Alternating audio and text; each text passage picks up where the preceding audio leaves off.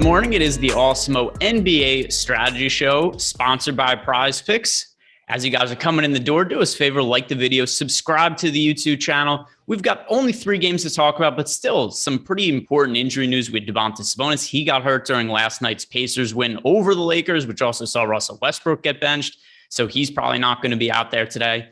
So still some injury situation, some value to be had on 3-game slate. Adam, how you doing this morning? Doing pretty well. Apartment's still cold, but other than that. I can tell it's cold because you look like you're dressed as if it's snowing inside. Yeah, so there's 4 units in my building and they're all controlled by the same system. And my heat had been working really well all winter, but apparently the other 3 units were just hot as shit. So they came out and fixed the sensor and the thermostat, and now their apartments are good and mine is fucking freezing until they fix it. Nice. So, I mean, they should only prioritize you. Who are these guys? How many? The people who live downstairs. How many GPPs have they won? Why do they matter? Let's cater towards. Let's cater towards Adam's needs. We don't need Adam wearing a beanie and trying to stay warm during shows. He's got DFS to talk about. So that's unacceptable to me. I might have to file a complaint with your super on your behalf. I don't live anywhere near you, but whatever. Maybe they'll listen to my complaints. But as for this slate, 3 games, which is better than the 2 games we had the other day. Actually, I prefer 3 games to 13 games, and I prefer 3 games to 2 games. Ideally, I would like some slates that are 6 to 7, 8 games, but I'm okay with this one, especially because we do have some options here on the table. And starting with the New Orleans game in New York against the Knicks, we have Devontae Graham listed as questionable for New Orleans. That does potentially open up some playing time in the backcourt for New Orleans. So, Adam, what do you think could be the impact of Devontae Graham being on the injury report? Yeah, I mean, if he doesn't play, I assume you're getting more Nickeil Alexander-Walker. He's, he's kind of had his minutes scaled back recently, but if you're taking out Graham's minutes, there should be more minutes for him. You probably get more run for somebody like Garrett Temple as well. Yeah, I think that all makes sense. Nickeil Alexander-Walker, I thought he was going to have a pretty solid fantasy season this year. He's always been somebody when he's on the court, a high usage guy, isn't afraid to shoot. The problem is his lack of being afraid to shoot combined with him not making any of the shots he takes. It's led to decreased minutes for him this year. And you look at the recent stretch from 18 minutes, 21, did have that one game where he spiked and played 27 minutes, but kind of random because games around that 18, 17, 15. Hard to bank on big minutes for Nickeil Alexander-Walker, but if Devontae Graham's out, that would obviously change the situation. On the high end, we've got Brandon Ingram, we've got Jonas Valanciunas to look at. Valanciunas' price point has come down versus where it was at earlier in the season. Between Ingram and Valanciunas, do you prioritize either of them as being somewhat of spend-up options today? Yeah, I mean, I think they both look pretty good at their salaries. Both price points have come down. Valanciunas typically is a little bit more difficult to get to because of the position, but I don't think that's really the case tonight. You don't, with the teams playing, you actually don't have a very strong center position at all. So Valanciunas, I think, looks pretty good at 7,700. Still expect him to play around 32 minutes on average. He's around a 1.25 fantasy point per minute guy. And then rounding out the rest of the team, Josh Hart, I think that he's about fairly priced. I'm good with getting to him in this spot. But I also want to ask you, if Devontae Graham does end up playing, would that make him look like an appealing tournament option? 5,100 in tournaments, yeah. I mean, the matchup sucks. The Knicks are slow. They play pretty well defensively. The Pels are tied right now with Indiana for the lowest implied total on the slate. But if he's able to go, I assume you're getting 30 to 32 minutes from Graham. He's not the most consistent fantasy producer because obviously he's sharing the ball with Valanciunas and Ingram. And Hart picks up some assists, and so he's kind of just out there. But at 5,100, if he is going to play 30 to 32 minutes, I do think there's some upside there. Yeah, and if you look at our ownership projections, which are free today over on Awesemo.com, he is projected for sub 20% ownership right now on both FanDuel and DraftKings. Rounding out the rest of the Pelicans lineup here, is there anybody else that really stands out to you think is worth a dart throw in tournaments? Herbert Jones at 4,400, I don't think is the worst play. He started out the season really slowly from a DFS standpoint, and typically I don't care that much about how someone's playing over a smaller sample. But I think when you talk about rookies, it's fair to kind of assume that in a lot of cases they're going to improve as the year goes on, and they kind of figure out their role. Over the last month, Herbert Jones has averaged 0.82 DraftKings points per minute. He's likely to give you 34 to 36 minutes. Only a 14.7% usage rate, but he just kind of does a little bit of everything when he's on the floor. He's averaging 1.6 blocks per 100 possessions, 2.4 steals per 100 possessions. Still not the highest upside guy when everyone's healthy, but I think it's a pretty fair price tag. And then moving on to the other side of the game, the Knicks at home against the Pelicans. I think we should start by talking about Kemba Walker and just what should our expectations be for Kemba, who has had a crazy weird season for the New York Knicks, where it's hard to say he was their big free agent acquisition, but it seemed like a really good move at the time. They got him for almost nothing. He really struggled then to start the year for the Knicks, point where he got benched. He went from starting to out of the rotation entirely. Then the Knicks had so many players out due to COVID and injuries. They had to bring Kemba Walker back. He starts and plays really well, then misses a long stretch of time because of a knee injury. Now he's back starting again. Played under 30 minutes last game, but still 29 and a half minutes, more than I was expecting from Kemba Walker's first game back from his knee injury. So what do you think we're going to get from him from a playing time perspective today? Yeah, I mean, I think you get 30 plus here. Tibbs has said that he didn't want Kemba back until he was ready to go. And then he came back and played basically 30 minutes. So we know, like, prior to the injury, he was getting mid 30s. I'm not comfortable just immediately going to 36 minutes for Kemba, but I think expecting 32 somewhere in there is very reasonable. Yeah, and then how does that make him look to you from a DFS perspective? He's going to be pretty popular on FanDuel, 5,500. He's projected for 36% ownership.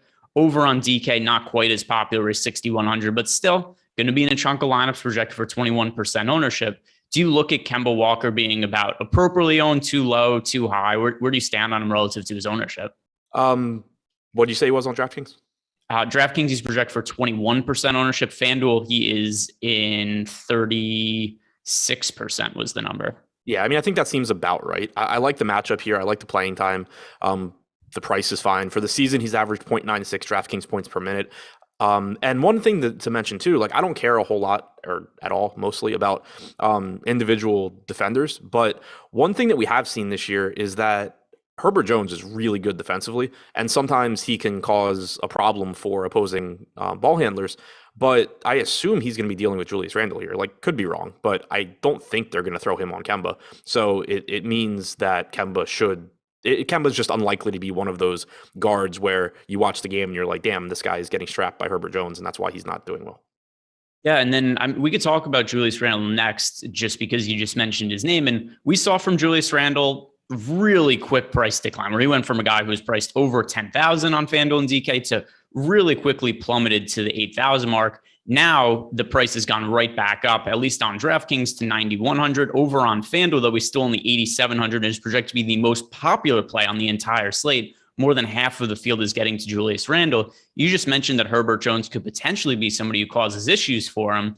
How do you view Julius Randle, particularly when he's the chalk play on FanDuel? I mean, I think he looks good. The pricing is still very favorable here. Even though it kind of goes back to, like, even though Herbert Jones is a good defender, I'm not shying away from Julius Randle. I still think I care a lot more about team defense and pace than anything. It was more so just I think he stays away from Kemba anyway. I'm still more than happy to get to Julius Randle here playing 37, 38 minutes at a pretty cheap price tag. And then some of the other guards on the Knicks, I don't really know what to make of them. It's a 3-game slate, so it's hard to avoid people entirely. But with Kemba Walker back in the mix, I view RJ Barrett as being a little bit overpriced right now. He is at $7,200 on DK, and on FanDuel, he's at $65, a little bit more reasonable, but still, there's less usage there for him with Kemba Walker in the mix. They got Evan Fournier. His minutes have been all over the place. Alec Burks, he's in a bench role where he's only been playing 21 minutes per game off the bench compared to 37 minutes per game as a starter. Quickly, his minutes have been up and down. Do any of these wings or guards, backcourt players for the Knicks look appealing now that Kemba Walker's in the mix outside of Kemba Walker? I mean, there's still obviously a ceiling for somebody like Fournier. He's just went absolutely nuts in that last game. But I think it does make them all riskier just because, for example, last game, Alec Burks played 16, 17 minutes. I don't think that that's always going to be the case. Now, you could just take a few minutes off of Quentin Grimes, who also played 16 minutes, give those to Burks. But also, Fournier played 37 minutes. He was playing really, really well. If he plays worse, Burks can take some of those minutes. Emmanuel quickly only played 9 minutes. He certainly could play more. So I had said the same thing when Kemba came back, that I think basically the Fournier, Burks, Quickly group, whoever's playing well is likely to be in the closing lineup. But typically, I think you're going to see Kemba close. You're going to see Barrett, Randall, Robinson, or Gibson, one of the centers. And so it kind of just leaves like that one spot for Fournier, Quickly, and Burks. And then anything else you think is worth a flyer at the end of the Knicks bench? Guys like Taj Gibson, Obi Toppin, Quentin Grimes. To me, these are no's, but it's a 3-game slate. Maybe you feel a little bit differently. You could talk me into one of them. Of the Quickly group? No, or really any of these long shot bench players, whether it be Quickly, Gibson, Toppin, Grimes. Any interest in those kind of guys? Quickly and Gibson, sort of. Quickly, again, he's 4K. He was really popular last slate, which I thought was kind of weird. But the playing time can really be anywhere from like 10 to 20 minutes or so. If he's going to be low owned, that's kind of interesting. Gibson, from a value standpoint, only a 3-game slate. He has power forward eligibility, should get the backup center minutes with Nerlens Noel out. So certainly not excited about those guys, but not the worst plays. So we can move on to the next game then, which is the Phoenix Suns on the road in Dallas against the Mavericks. Pretty tight game. I was a little surprised to see that the Suns are only 1.5-point favorites, considering that Dallas is playing on the tail end of a back-to-back. But the big news for Phoenix, as per usual, we've got DeAndre Ayton out again, which leaves us with the question of how do we handle the Suns' front court minutes and who looks like the best play? JaVale McGee likely going to be starting, but we've also seen Bismack Biyombo take on a bigger role as of late. How do you look at the center rotation for the Suns, and who do you want to play in DFS?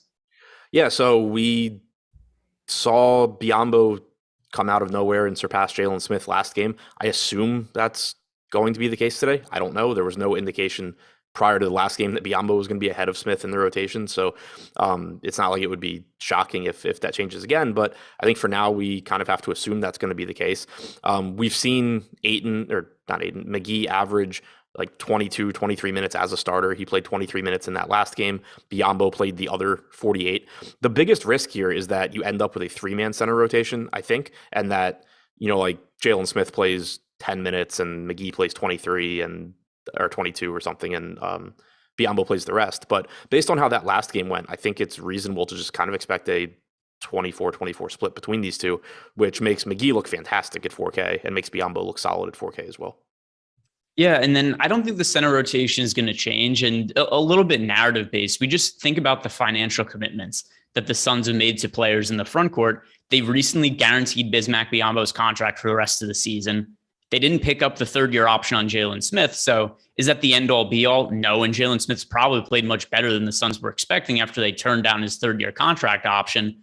But I still think that there's something to be said for they've made a financial commitment to Bismack Biyombo. They have not to Jalen Smith.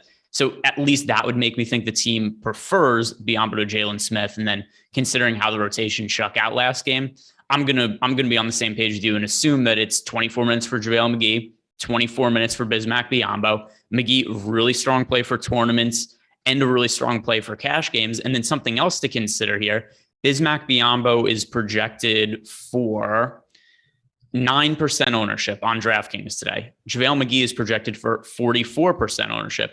Over on FanDuel, we've got 25% ownership expected to go to Bismack to JaVale McGee, 4% to Bismack Biyombo. Considering those numbers, do you view Biyombo as a good leverage play off of McGee? Yeah, considering that, it's just a massive gap in ownership. On a 3-game slate, too, I don't really mind playing them together because, again, the center position's not that good tonight. So I don't think the opportunity cost is as high as normal. It's not like you're blocking yourself out of like a Nikola Jokic or something like that. So, if you're going to get 48 minutes from McGee plus Biyombo at 8K, essentially, because it's a 3-game slate, the opportunity cost for a lineup spot isn't as much. I don't really mind just going with both. And then working through the rest of this team, starting on the high end, we've got the 2-star guards for the Phoenix Suns, Devin Booker and Chris Paul. Which of them, if either, is the priority for you today? My preference is typically to not play Paul and Booker in the same lineup. I don't think either of them look terrific on a points per dollar basis, but it's a 3-game slate, so it's hard to avoid them entirely. Which is your preference?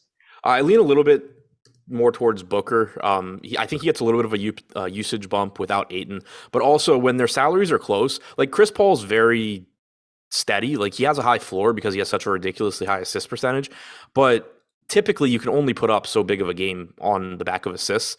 Booker is just obviously the one that's more likely to go out there and just drop 50 actual points. So when they're similar in price, and he typically plays a couple minutes more than Paul too. So when they're similar in price, like I don't feel very strongly in the difference between them, but I typically lean a little more towards Booker. And then the rest of the roster, looking at some of the forwards here, Mikal Bridges, Cam Johnson, Jay Crowder. Do you view any of these guys as good value options? None of them are all that expensive, but it's hard to expect a ton of fantasy production out of any of them at the same time. Right, yeah, like I certainly wouldn't use the word good. Mikal Bridges is 4,800 and likely to play 35 or 36 minutes. That always has some inherent value on a slate of this size, but it still doesn't make him stand out. Crowder probably plays 27, 28 minutes or so. Johnson's probably in the low to mid 20s. So I don't think any of them really stand out outside of just filler, which I think is also the case for a $4,200 campaign. Yeah, there's been some slates where I've wanted to get to campaign, and I think I will just because it's a smaller slate. And we've seen times that campaign will just randomly pick up a few extra minutes and he'll get hot and score a bunch of fantasy points in a hurry. So if he's going to be low owned, which I assume is going to be the case today, we've got campaign projected for sub 20% ownership on FanDuel. On DK, he's projected for also 18% ownership. Low ownership is relative for a 3-game slate. He's somebody I'm willing to take some shots on, but once again, no real priorities there.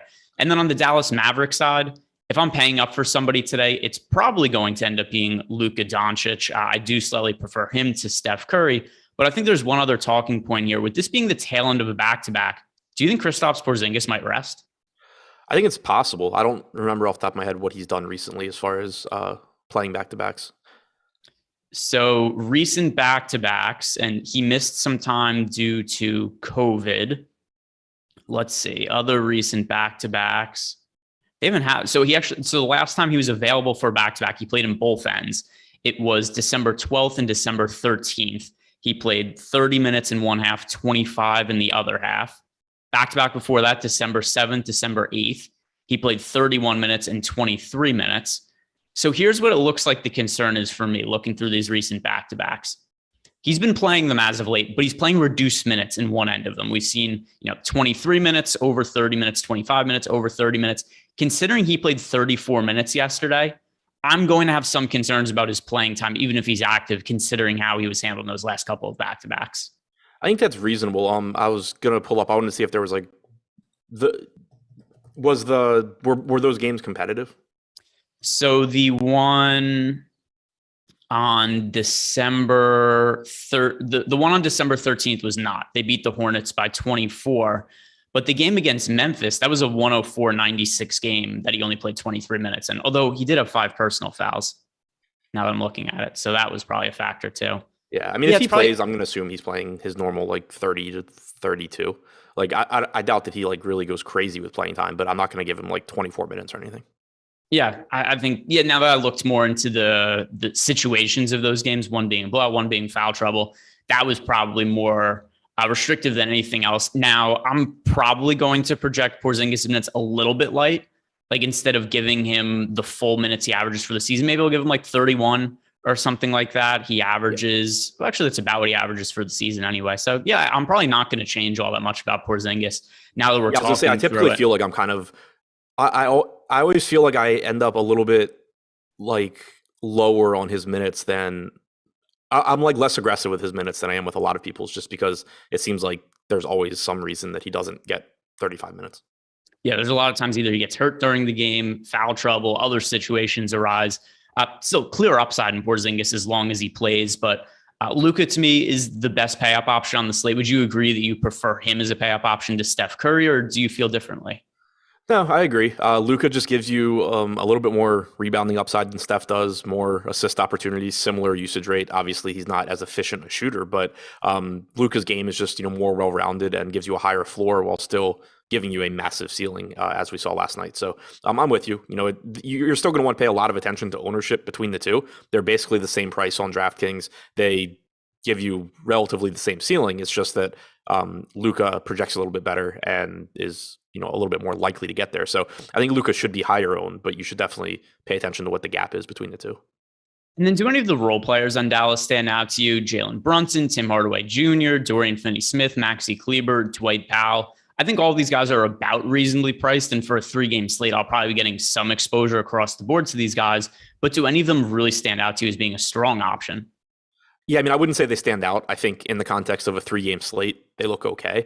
Maxi Kleber, I assume, is going to play 26 minutes or so. He's only 3,900 with power forward eligibility.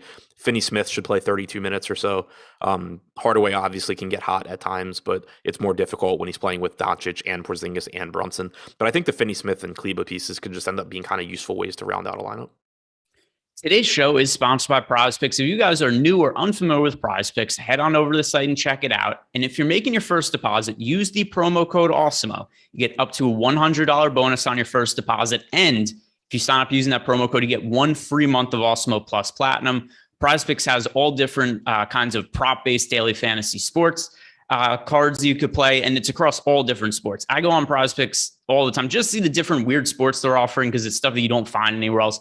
Volleyball, women's European basketball, disc golf. They've got all kinds of stuff up there. Kind of fun stuff just to look at and look at what some of the numbers are. But then also for NBA, we have our player props tool over on Awesemo.com. You go to Odd Shopper, free tool to use. You look at the over-unders for all players, projected odds of props winning, projected ROI. Really good way to find some of the best bets to play over on PrizePicks. Sign up using that promo code Awesemo, get the $100 bonus deposit, and also 1 free month of Awesemo Plus Platinum. All right, moving on to the final game of this slate. This is going to be a quicker version of the strategy show because only 3 games, and a lot of the games have fair pricing across the board. But here's, to me, the best value spot overall on the slate, but one that also is going to come with some blowout risk. Indiana Pacers, tail end of a back-to-back on the road in Golden State. Also, no TJ McConnell, no Domantas Sabonis, no Miles Turner for the Indiana Pacers. So first, Adam, how concerned are you with a blowout in this spot? Certainly on the table. I mean, it's an 11-point spread here. Do we have Sabonis confirmed out?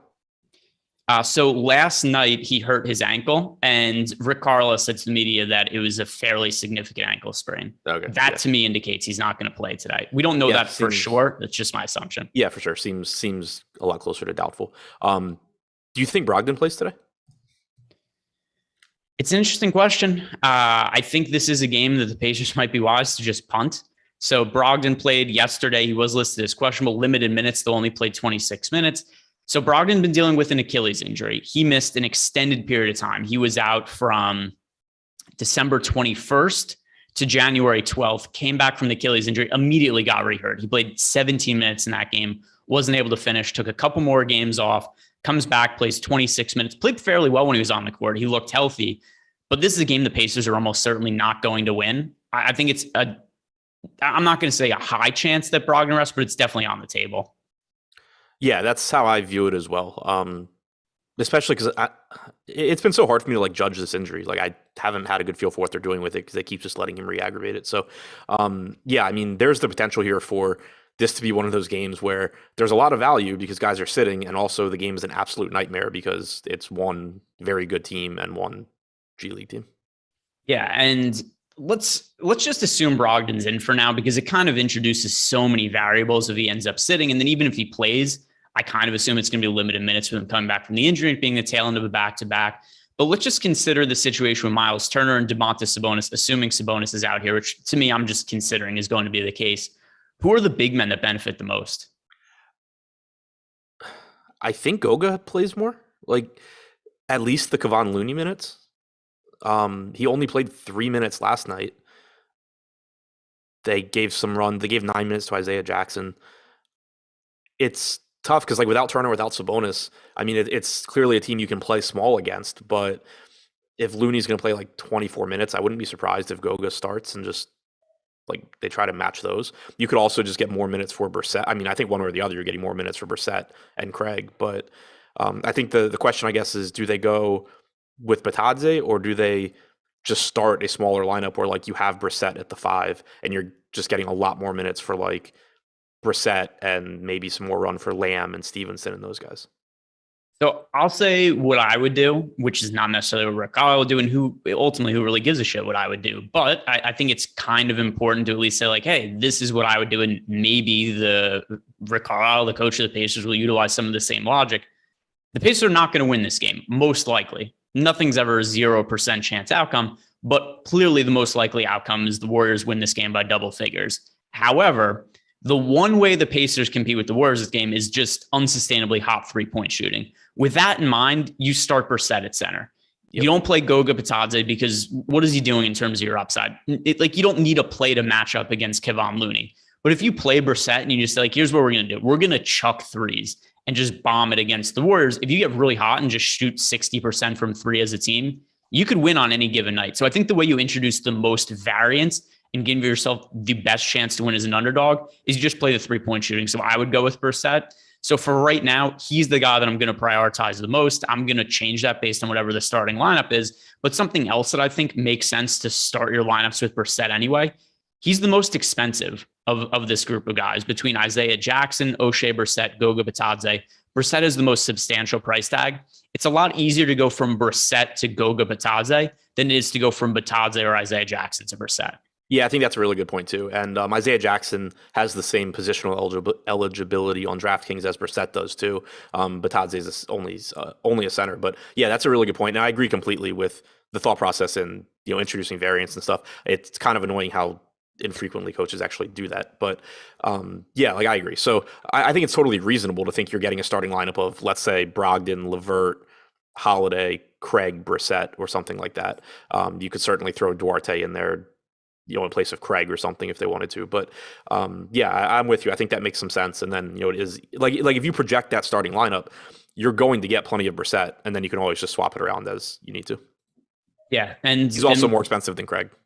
Yeah. Which, once again, just getting back to, and it's not like there's a massive opportunity cost from going to Brissett to Isaiah Jackson, Goga Bitadze. I don't mind leaving the few $100s on the table, but I definitely want to give myself the flexibility to be able to make swaps in this spot, depending on what the starting lineup is. And also, this game starts so much later than the other games today. This game starts 2.5 hours later than the two games that start before it. So you're kind of boned if you just have a bunch of Goga Bitadze and he doesn't start and O'Shea Brissett starts. So just getting back to what I said before, Brissett the priority for me right now, unless we get news ahead of time that the starting lineup is going to be something else. What do you make of some of the other pieces on this team? Jeremy Lamb, Chris Duarte, all guys that I think could play extended minutes if the Pacers do tend to go small. I was kind of surprised Lamb played 24 minutes last night. I did not see that coming. If he's good to go tonight, he's another one where I guess we'll have to keep an eye on injury news because he just came back too, and it was a back-to-back, or it is a back-to-back. But he's $3K flat. If Sabonis is out and Lamb is in, I think Lamb is really interesting. If Brogdon's also out, Lamb becomes really, really interesting. But at $3K, even if you just get 16 minutes from Lamb, he's got a pretty good chance to pay that off. And in the scenario that you're talking about, where you play a lot of smaller lineups, which I think one way or the other, if Sabonis is out, they don't really have a choice. I don't think they're playing 48 minutes of Goga and Jackson either way. But if you are the more minutes that you're dedicating to small ball lineups, the more minutes Jeremy Lamb should be getting, assuming he's active. So at $3K, he becomes pretty interesting. If Brogdon is out, then you start looking at probably the Washington and Stevenson type guys as well. Torrey Craig could play a lot here too. If they just throw him on Steph and say, go ball deny Steph and chase him around the floor, then he's not an offensive focal point, but he'll still be out there for defensive stats and rebounds. Any other talking points you want to bring up for the Pacers before we move on to the Warriors? Just a reminder that if Brogdon is out, Karis LeVert is probably the best play on the slate. Yep, I think that's I don't know if I'd say best play on this. In the conversation. Yeah, he would definitely be a stronger play. Obviously, I'd be really concerned about the blowout in that situation. But at the same time, too, it's a 3-game slate. It's hard to write off one entire game due to a blowout, especially when it's the one team that is the best value on the entire slate. It's going to be really hard to avoid the Pacers, even if the spread ends up being 15 points or something like that, because this is the one team with very clear value options. Yeah, he's played 134 minutes without Sabonis and Brogdon this year. He's averaged 1.36 DraftKings points per minute. He's 7,900. Assuming we get if we were to get this news after the 7 p.m. lock, or 7:30, whatever this time it starts, 7:30, LeVert's ownership is going to be, modest.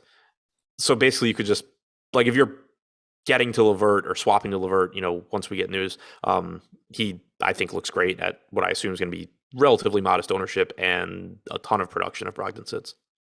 Yeah, I think that's totally reasonable. Also, keep an eye on all the news, whatever might happen or later on in the day. So like the video, subscribe to the YouTube channel, check out Deeper Dive live before lock.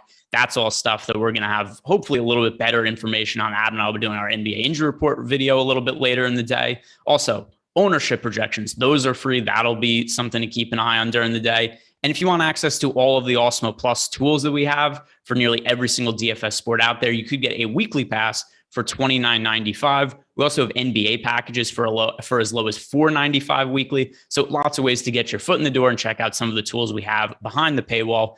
Stop guessing, start winning. Join Awesemo Plus today.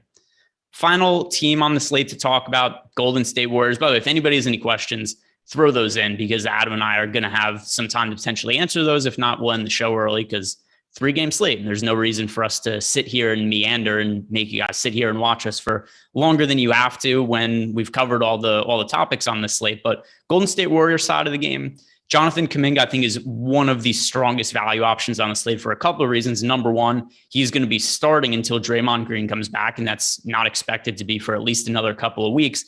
If the game's a blowout, I think Kuminga is getting garbage time run. If the game is close, I think Kuminga is going to be in the game in that situation as well, considering he's starting. What do you make of Kuminga today? I'm right there with you. $4,300, likely to play, 28, 30 minutes, somewhere in there. He's played well. He's been a good enough fantasy producer for that price point. And I agree too that there's no real reason for Golden State not to play him in garbage time because it's not like he has a real role once their team is healthy. And so why not just develop this guy as much as you can while you have the opportunity, regardless of what the score in the game is? I think that makes a lot of sense. For the season, he's at 0.95 DraftKings points per minute. I think he looks really good. Yeah, nothing else to add there. Somebody had just asked in the YouTube chat, who is the best value play on the slate? As of right now, for me, it is Jonathan Kuminga. And I think that there's some concerns about the game script in this game, but Kuminga's kind of game script independent. Like we just said, if it's close, he's going to be in there in the fourth quarter. If it's a blowout, he's probably going to be in there in the fourth quarter.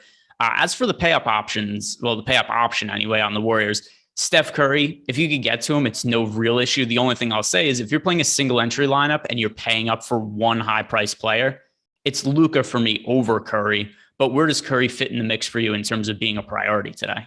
I agree with you on Luka over Curry. Again, just the one thing I would pay attention to is if you start getting, like a 2-to-1 gap or something like that in ownership, then Curry starts to become a little bit more interesting, but definitely prefer getting to Luka. He's just a little bit better point per minute guy. He gives you more peripherals. They're going to play similar minutes, you would assume, in competitive games. Luka's game's more likely to be competitive. So, I think Luka's just got several things working in his favor.